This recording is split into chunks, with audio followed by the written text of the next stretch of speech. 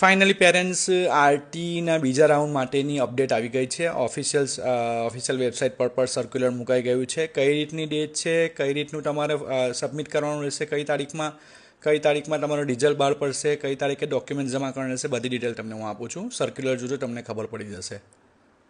તો parents finally આજે ફરીથી ડેટ આવેલી છે. કઈ ડેટ છે તમને બતાવું. આરટી ગુજરાતની ઓફિશિયલ વેબસાઇટ ખોલશો તો તારીખ બતાવશે તમને 22 મે 2026. એમાં નીચે જશો એટલે તમારું અગત્યની સૂચના એટલે કે સર્ક્યુલર બહાર પડેલું હશે નોટિસ બોર્ડમાં.